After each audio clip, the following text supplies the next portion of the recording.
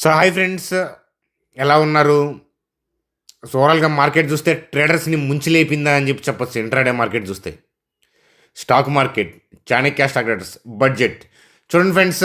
ఒక్కసారి మనం అనుకున్నట్లే budget rally అనేది చాప కింద నీరులాగా ఏంటంటే వెళ్తూ ఉంది, వస్తూ ఉంది. మీరు చూశారు కదా. సో అయితే మీరు తమ్మునేల్లో చూస్తున్న స్టాక్స్ యొక్క క్వార్టర్లీ ఎర్నింగ్స్ చెప్తాను. సో తమ్నేల్ అనేది ప్రిపేర్ అవుతూ ఉంది, అందువల్ల నేను ఇప్పుడు రన్నింగ్లో మీకు చూపించలేకపోతున్నాను. సో నిఫ్టీ బ్యాంక్ నిఫ్టీ యొక్క కథగా మనం తమ్నేల్లో ప్లేస్ చేసిన కంపెనీస్ లైక్ మనకి స్విగ్గీ కానీ, ఐఈఎక్స్ కానీ, వోల్టాసు ఇట్లాంటి వాటి యొక్క ఎర్నింగ్స్ చూస్తూ, ఐఈఎక్స్ ఇట్లాంటి యొక్క వాటి యొక్క ఎర్నింగ్స్ చూస్తూ నిఫ్టీ బ్యాంక్ నిఫ్టీ యొక్క కథాగమనంతో వీడియోని సింపుల్గా ముగిద్దాం. చూడండి సార్, వీడియోలోకి వెళ్ళే ముందు సో మన ఛానల్ వీడియోని లైక్ చేసుకుందాం. అలాగే ఏంటంటే కొత్త వాళ్ళు అయితే సబ్స్క్రైబ్ చేసుకోండి, బెల్ ఐకాన్ క్లిక్ చేయండి, మీకు పనికొస్తుంది మన ఛానల్ అని చెప్పి మరీ చెప్తాను. సో చూడండి ఫ్రెండ్స్, ఒక్కసారి మనం నిఫ్టీ యొక్క చార్ట్ చూస్తే కనుక చాలా మంత్స్ నుంచి డేటా మనం అబ్జర్వ్ చేస్తే కనుక మన ఎకానమీ స్ట్రాంగ్ అనే విషయం అర్థమవుతుంది.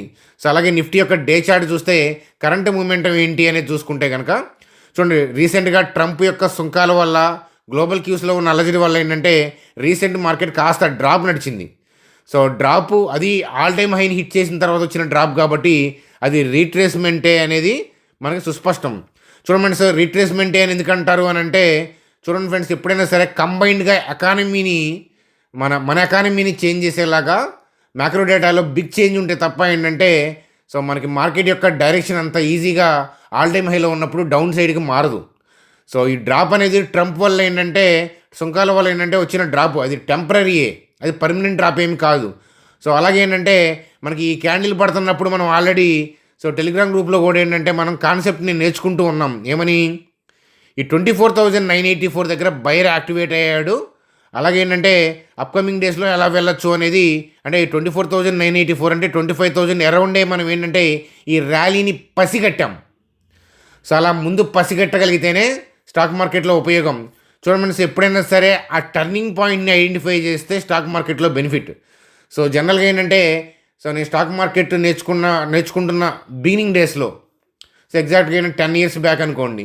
సో అప్పుడు ఏంటంటే నేను కూడా ట్రెడిషనల్ లాజిక్స్ ఫాలో అయ్యేవాడిని.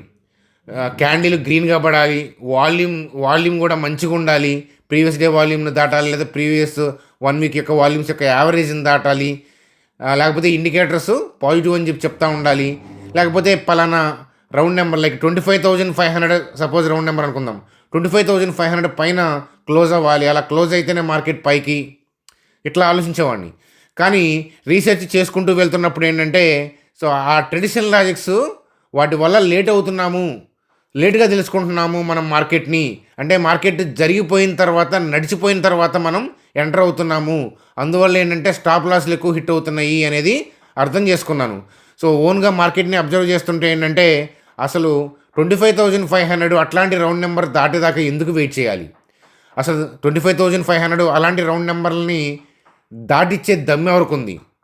సో దాన్ని ముందుగా ఎవరు ఐడెంటిఫై చేస్తున్నారు? అసలు ఆ ర్యాలీ వచ్చిన తర్వాత కాదు, ఆ ర్యాలీ పుట్టుకకి కారణం ఏంటి? దాని ఆరిజిన్ని మనం ఏదైనా ఐడెంటిఫై చేయగలుగుతామా? మ్యాక్రో డేటా ఏంటి? సో మార్కెట్లో ఏ పెద్ద మనకి అంటే సోషల్ మీడియా చూసినా, న్యూస్ ఛానల్ చూసినా, హిందీ, ఇంగ్లీష్ ఇట్లాంటివి చూసినా కూడా మనకేంటంటే ముందుగా మార్కెట్ని పసిగట్టలేరు. ఎందుకంటే మార్కెట్ డైనమిక్, సడన్గా బయర్ వస్తాడు, సడన్గా సెల్లర్ వస్తారు, రన్నింగ్లో జరిగిపోతూ ఉంటుంది. కాబట్టి అబ్జర్వేషన్ చేసుకుంటూ మ్యాక్రో డేటాలో ఉన్న చేంజెస్ని చూసుకుంటూ సో నేను డిఫైన్ చేసుకున్న థింగ్స్ అనమాట. స్టాక్ మార్కెట్కి ఒక లాజిక్ ఉంటుంది అని చెప్పి మీరు వెతికారంటే కనుక మనల్ని ఫూలిష్ చేసేస్తుంది స్టాక్ మార్కెట్. ఎందుకనంటే స్టాక్ మార్కెట్ అంటే సెన్స్ అనమాట. It's about the moment. ఆ మూమెంట్ని క్యాప్చర్ చేసిన వాళ్ళు లైఫ్లో కూడా ఏంటంటే మీకు ఆపర్చునిటీస్ వస్తాయి. ఆ మూమెంట్ని క్యాప్చర్ చేస్తే ఏంటంటే ఎక్కడికో వెళ్ళిపోతారు.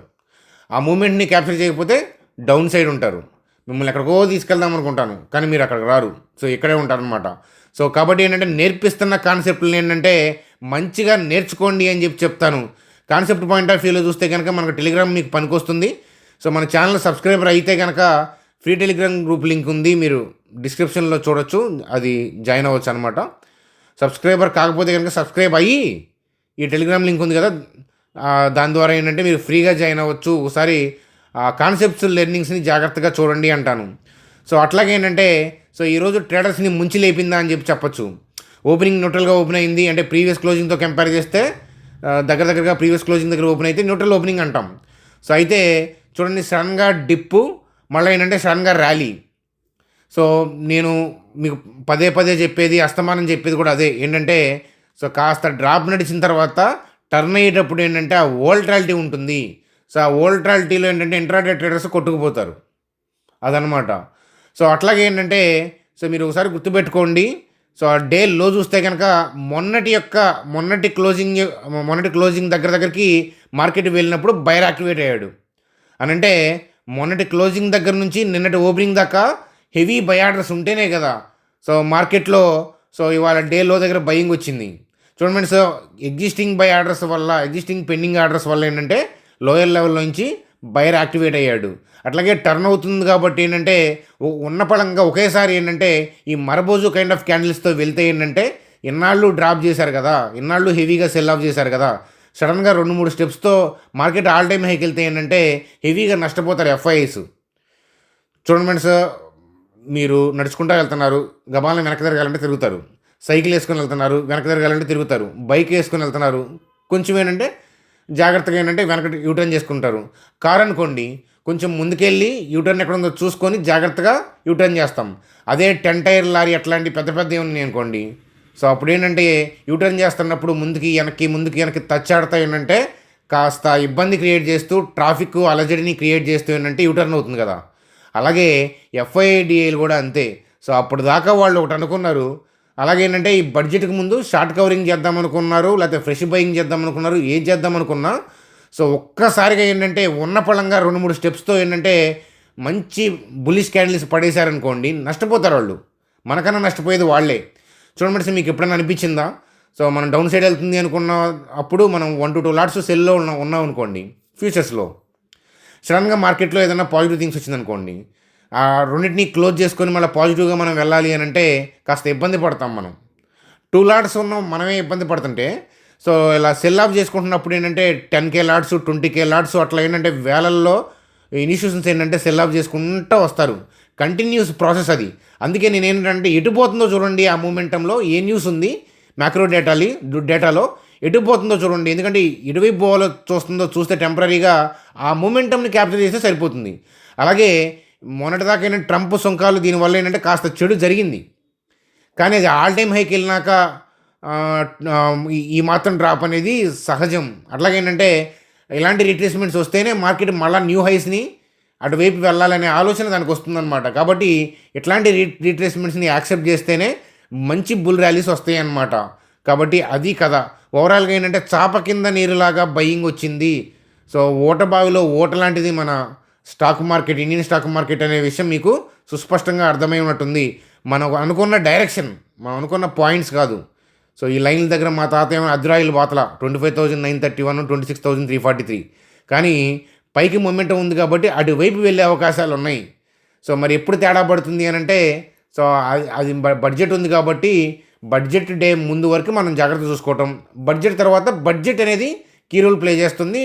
బడ్జెట్లో ఏముండదు అబ్బాయి, బడ్జెట్ పెట్టినా కూడా ఏంటంటే 1-2 డేస్ వోల్టాలిటీ ఉంటుంది తప్ప బడ్జెట్ నుంచి ఏదో గెయిన్ చేద్దాం అనుకుంటే ఏముండదు. సో ఏదో 60 ఏళ్లలో ఏదో మనం 100 కోట్లు సంపాదించుకొని పోగేసుకొని మనం ఏదో ఎంజాయ్ చేద్దాం అనుకుంటే 100 కోట్లు కాదు 1000 కోట్లు ఉండొచ్చేమో, కానీ ఏంటంటే ఏజ్, టైం, మనీ అంటారు పెద్దలు కదా. అలాగే 70 ఏళ్ళ గురించి 80 ఏళ్ళ గురించి మనం ఆలోచిస్తే అప్పుడు దాకా మనం బతకపోవచ్చు. ఫ్యూచర్ గురించి ఆలోచించాలి, కానీ ప్రజెంట్ యాక్షనే ఎప్పుడు కూడా మనల్ని ఫ్యూచర్ వైపు తీసుకెళ్తుందన్నమాట. సో ఫ్యూచర్ ఎప్పుడు కూడా మిస్టీరియస్, కానీ ఏంటంటే ప్రజెంట్ యాక్షన్ అనేది ఎప్పుడు కూడా ఏంటంటే మనకి బెటర్ ఫ్యూచర్ని ఇస్తుంది. ఎందుకనంటే ఫ్యూచర్ కూడా ఒక డే మనకి టుడే అయిపోతుంది కాబట్టి అది ఫ్యూచర్ కూడా ఒక డే మనకి ప్రజెంట్ అవుతుంది. కాబట్టి ఫ్యూచర్ గురించి ఏవో ప్లాన్ చేసుకుంటాం, కానీ మనం అనుకున్నట్లు ఫ్యూచర్ ఉండదు. కానీ ప్రజెంట్ స్టెప్స్ జాగ్రత్తగా వేస్తే బెటర్ ఫ్యూచర్ ఉండే అవకాశాలు ఉంటాయి. బికాజ్ ఏంటంటే అది కూడా ప్రజెంట్ కాబట్టి కమింగ్ డేస్లో. సో అలాగే మార్కెట్ని కూడా బడ్జెట్లో ఏదో బడ్జెట్ తర్వాత ఏదో చేద్దాం, బడ్జెట్ని చూసుకొని చేద్దాం అనుకుంటే ఏముండదు, బడ్జెట్కి ముందే సో అది అయిపోతుంది అనమాట. ఇదే బడ్జెట్కి సంబంధించిన బోధి ధర్మం. సో కాబట్టి ఈ విషయం అనేది అర్థం చేసుకోండి అని చెప్తాను. కాబట్టి పాజిటివ్ మూమెంట్ అనుకుంటున్నారా, లేదా మీ పాయింట్ ఆఫ్ వ్యూ ఏదన్నా 25,500 దాటాలి, లేదా 25,000 900 దాటాలి, లేకపోతే కొంతమంది ఆల్ టైమ్ హై దాటితే అప్పుడు పాజిటివ్ అంటారు. ఆల్ టైమ్ హై దాటాలి, మళ్ళీ పెద్ద పెద్ద సోషల్ మీడియాలో పాజిటివ్ అని చెప్పాలి, అన్ని ఇండికేటర్లు పచ్చగా బాగున్నాయి అని చెప్పాలన్నమాట. అప్పుడు కానీ నమ్మరు. అప్పుడు మీరు నమ్ముతారు, కానీ మార్కెట్ మిమ్మల్ని నమ్మదు. అది అర్థమవుతుందా? మనం ఏంటంటే ఒక్క స్టెప్ ముందు ఉంటున్నావా లేదా, అది ఇంపార్టెంట్. ఈ రెడ్ నుంచి మనం గ్రీన్కి వెళ్ళేటప్పుడు ఆ టర్నింగ్ని ఐడెంటిఫై చేయగలిగితే వచ్చే ఎడ్జి, దాని దాని దానివల్ల వచ్చే లాభం అనేది ఏంటంటే సో చాలా మంచిగా ఉంటుందన్నమాట. లాభం ఇన్ ద సెన్స్ మనీ అని కాదు. ఆ అనాలిసిస్ చేయడం వల్ల మనకు పొందే అనుభూతి అనేది వేరే లెవెల్లో ఉంటుంది. సో అదనమాట. ఎప్పుడైనా సరే ఏంటంటే ముందు ఐడెంటిఫై చేయడానికి ట్రై చేయండి అనమాట. చూడండి, వీడియో ఫర్దర్గా కంటిన్యూ చేసే ముందు సో మీలో ఎవరికి అయినా ట్రేడింగ్ డీమ్యాట్ అకౌంట్ లేకపోతే ఇక్కడ లింక్స్ ఇచ్చాను. సో ఇక్కడ జరోదా ఏంజల్ లింక్స్ ఉన్నాయి. వాళ్ళు ఏంటంటే ఓన్ డీమ్యాట్స్ ఉన్నాయి. అలాగే పర్ డే 20 రూపీస్ మాత్రమే ఛార్జ్ చేస్తున్నారు. అలాగే మన మనీ కూడా సేఫ్. సో అందువల్ల ఏంటంటే మీరు మన లింక్స్ ద్వారా అకౌంట్ ఓపెన్ చేయాలి అని అంటే మీరు చూస్తున్న వీడియో కింద డిస్క్రిప్షన్లో లింక్స్ ఉన్నాయి కదా, వాటి ద్వారా అకౌంట్ ఓపెన్ చేస్తే మీకు ఒక ఐడి క్రియేట్ అవుతుంది. ఆ ఐడిని మా టీం నెంబర్కి వాట్సాప్ చేయండి. సో మేము గ్రూప్లో యాడ్ చేసి వాళ్ళు ఏదైనా అప్డేట్స్ ఇస్తే కనుక మీకు ఇన్ఫామ్ చేయడానికి ఉంటుంది అని చెప్తాను. చూడండి సార్, టకా Q3 అప్డేట్స్ చూద్దాం. స్విగ్గీ యొక్క Q3 అప్డేట్స్ చూస్తే లాస్ట్ పోస్ట్ చేశారు. మోర్ ఆర్ లెస్ సిమిలర్ ఉంది కదా QOQలో, quarter and quarter point of వ్యూలో రెవెన్యూ పెరిగింది quarter and quarter point of వ్యూలో. సో అది చూడండి అనమాట. సో మరి జనం అంతలా ఎగబడి తింటున్నా కూడా వీళ్ళు ఎందుకు లాస్ మెయింటైన్ చేస్తున్నారంటే బిజినెస్ ఎక్స్పాన్షన్ పాయింట్ ఆఫ్ వ్యూలో, అలాగే వాళ్ళు వచ్చిన బేస్ వేరు. సో కాబట్టి చూడండి. అట్లాగే ఏంటంటే వోల్టాస్ యొక్క Q3 అప్డేట్స్, ప్రాఫిట్లో 35% డిక్లైన్ ఉంది, రెవెన్యూ ఫ్లాట్ ఉంది. సో ఒకసారి అబ్జర్వ్ చేయండి అనమాట. మార్జిన్లో డిక్లైన్ కనిపిస్తూ ఉందన్నమాట. So Voltas, blue star, so మనం చాలాసార్లు డిస్కస్ చేసుకున్నాం కదా. ఒకప్పుడు ఏసీ అనేది లగ్జరీ, ఇవాళ రోజులు ఏంటంటే నెసెసిటీ అయిపోయింది. ఒకప్పుడు ఫ్లైట్ లగ్జరీ. సో మన చిన్నప్పుడు గుర్తుందా, ఫ్లైట్ వెళ్తుంది, పైన హెలికాప్టర్ వెళ్తుంది అని అంటే మనం పరిగెత్తుకుంటా వెళ్ళి చూసేవాళ్ళం. కానీ వాళ్ళ ఫ్లైట్ అనేది లగ్జరీ కాదు, అది నెసెసిటీ అయిపోయింది అనమాట. అలా ట్రావెల్ చేస్తున్నారు కదా పీపుల్. సో కాబట్టి ఏంటంటే ఈ కమింగ్ 10 to 20 yearsలో స్కోప్ ఉన్న సెక్టర్స్ ఏంటి మన కంట్రీ గ్రో అవుతుంది కాబట్టి అట్లా ఆలోచిస్తే ఏంటంటే మీకు ఏ స్టాక్స్ ఏంటి అనేది అనాలిసిస్ చేసుకోవడానికి మీకు ఉపయోగపడుతుంది అని చెప్తాను. చూడండి, అలాగే KPIT టెక్నాలజీస్ యొక్క Q3 అప్డేట్స్ చూస్తే ప్రాఫిట్ 21% డిక్లైన్ ఉంది, రెవెన్యూ ఫ్లాట్ ఉంది, 1.9% గ్రోత్ అంటే ఫ్లాట్ ఆల్మోస్ట్. చూడండి, అలాగే వేదాంత యొక్క రిజల్ట్స్ చూస్తే రెవెన్యూ ఇయర్ పాయింట్ ఆఫ్ వ్యూలో 37% పెరిగింది, ప్రాఫిట్ 60% పెరిగింది. సో సూపర్ అనమాట. సో ఎందుకని రెవెన్యూ అంతలా పెరిగింది అని అంటే QOQ YOY driven by higher commodity prices and output. Commodity బాగుంటే ఇలాంటి కంపెనీలు బాగుంటాయి అనే విషయం ఇక్కడ మనకు అర్థమవుతుందన్నమాట. చూడండి, అలాగే IEX యొక్క రిజల్ట్స్, రెవెన్యూ 10% గ్రో అయింది, నెట్ ప్రాఫిట్లో 11% గ్రోత్ ఉంది, మంచి రిజల్ట్స్ని పోస్ట్ చేసిందని చెప్పొచ్చు. చూడండి, అలాగే బ్యాంక్ నిఫ్టీ యొక్క చార్టు. సో మీరు మనం డిస్కస్ చేసిన లెవెల్ ఇది, ఈ లెవెల్ ప్రొటెక్ట్ అవుతుందని. అట్లాగేనంటే మీరు కొంచెం 1 month బ్యాక్ నేను చేసిన వీడియోస్కి వెళ్ళినా కూడా ఏంటంటే మీరు చూడొచ్చు. ఈ లెవెల్ గురించి నేను ఎక్స్ప్లెయిన్ చేశాను ఆల్రెడీ. ఇప్పుడు ఈ క్యాండిల్ మధ్య గ్యాప్ ఉందా? సో ఆ గ్యాప్ ఉంది అని అంటే ఆడే అంటే ఆ గ్యాప్ వచ్చిన రోజు ఏంటంటే ప్రీవియస్ డే క్లోజింగ్ దగ్గర ఎక్కువ బై ఆర్డర్స్ ప్లేస్ చేశారో అవి ఎగ్జిక్యూట్ అవ్వలేదు. ఆ ఆర్డర్స్ అంతే ఉంటాయి. సో ఎప్పుడైతే మార్కెట్ సో అలా కాలగమనంలో ఆ ఏరియాకి వచ్చిద్దో చూడండి, ఆ ఏరియా టచ్ అయినప్పుడు you will see sharp reaction. So చూడండి, అంతలా ఫోర్స్ వచ్చినా కూడా అక్కడ ఆగింది. చూసారా, ఆ ఆర్డర్లు ఎగ్జిక్యూట్ అయ్యి బలం పుంజుకుంది. అర్థమవుతుంది కదా. కాబట్టి ఏంటంటే వాళ్ళ ఏరియాలో వాళ్ళు ఏం చేయాలనుకుంటున్నారో అవి చేసి తీరుతారు ఇన్స్టిట్యూషన్స్. అది అయితే ఏంటంటే ఆ ఏరియాకి వచ్చినప్పుడు మార్కెట్లో నెగిటివ్ సెంటిమెంట్ టూ మచ్ ఉండొచ్చు. కాబట్టి ఏంటంటే ఆ డెప్త్ మనం ఏంటి చూసుకోవాలి, ఆ సెల్లింగ్ ప్రెజర్ ఏంటి, నిజంగా అక్కడ ఉన్న బయాడర్స్లో ఉన్న దమ్ ఏంటి, నిజంగా మార్కెట్ దమ్ముగా నిలబడుతుందా, నిజంగా ఎద్దు ఆంబోత్ అయ్యిందా లేదా చెప్పండి. అది కదా. సో కాబట్టి ఏంటంటే ఇంతలా క్యాండిల్స్ చూసినా కూడా నేను నమ్మను. ఆల్ టైమ్ హై దాటిన తర్వాత 2 రోజులు నిఫ్టీ బ్యాంక్ నిఫ్టీ పడుకుంటే అప్పుడు నేను బుల్లిష్కి మారుతాను అని అంటే ఓకే, అది మీ ఇష్టం అనమాట. సో ఇప్పుడు కూడా బుల్లిష్ మారమని నేను అనేం చెప్పను. ఎందుకంటే దాని పుట్టుక అనేది ఇక్కడ జరిగింది. ఇక్కడ ఐడెంటిఫై చేస్తే అట్లీస్ట్ ఈ క్యాండిల్ మిడిల్లో అయినా ఐడెంటిఫై చేస్తే అప్పుడు ఉపయోగం. సో బ్యాంక్ నిఫ్టీకైనా అదే నేను చెప్తాను, నిఫ్టీకైనా అదే. సో నిఫ్టీకి మనం ఏంటంటే ఈ క్యాండిల్ దగ్గర ఐడెంటిఫై చేసాం, ఈ క్యాండిల్ దగ్గర నుంచే మనం వెయిట్ చేస్తున్నాం. సో మూమెంటం అంటే ఈ డౌన్ సైడ్ మూమెంటం కాస్త ఆగుద్ది, సబ్డ్యూట్ అవుద్ది, బయర్ యాక్టివేట్ అవుతాడు అనేది మనం చెప్పాం, అంటే మనం డిస్కస్ చేసుకున్నాము. అట్లా ఐడెంటిఫై చేసే ప్రయత్నం చేయండి ఫ్రెండ్స్. నేను కొన్నాళ్ళు వీడియోస్ చేస్తూ ఉంటాను, కొన్నాళ్ళు నేను గ్యాప్ ఇస్తూ ఉంటాను. థ్రోట్ ఇష్యూస్ అని మీకు ఆల్రెడీ చెప్పాను. ఇన్ని ఇయర్స్ నేను నేర్పాను, చాలామంది ఫాలో అయ్యారు. కాబట్టి మీరేం నేర్చుకుంటున్నారు, నేను అవైలబిలిటీ ఉన్నప్పుడు దట్ ఈస్ ఫైన్. కానీ నేను అవైలబిలిటీ లేనప్పుడు కూడా మార్కెట్‌ని అర్థం చేసుకునే ప్రయత్నం చేస్తున్నారా? డైలీ అర్థం చేసుకోవాలి. నేను అవైలబిలిటీ లేనప్పుడు కూడా మీ సెన్స్ మీరు నేర్చుకుంది మీ అస్త్రం మీ చేతిలో ఉంచుకోండి. ఆ బ్రహ్మాస్త్రం.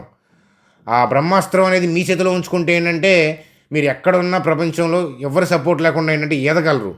సో, అదే నేను మీకు నేర్పించే ప్రయత్నం చేశాననమాట. కాకపోతే పర్టిక్యులర్ లాజిక్ ఉంటుంది. పలానా సపోర్టో, పలానా రెసిస్టెన్సో, పలానా ఇండికేటర్సో, మూవింగ్ యావరేజెసో అనుకోని దాని ప్రకారం వెళ్ళాలనిపిస్తది. ఎందుకంటే మనకు మార్కెట్‌లో ఉన్న లాజిక్స్ వల్ల నేను కూడా అలాగే ఎళ్ళాను ఇనీషియల్ డేస్‌లో. కానీ స్టాక్ మార్కెట్‌కి లాజిక్ లేదు. నేను చెప్పిందే కదా! రాకేష్ జున్వాలా గారు లాంటి వాళ్ళు కూడా చెప్పింది చూడండి. స్టాక్ మార్కెట్‌కి రూల్ అనేది లేదు.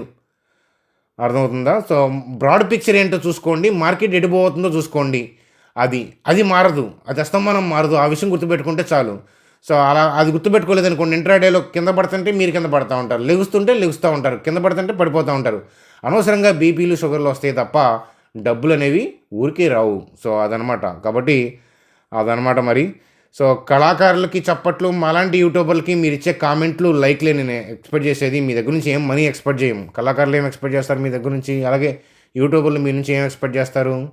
జస్ట్ ఏంటంటే మీ కామెంట్లు, మీ క్వెరీసు, అలాగే మీ లైక్‌లు, మీ షేర్లు దట్స్ ఇట్. కాబట్టి నెక్స్ట్ వీడియోలో కలుద్దాం. Bye friends. Good day.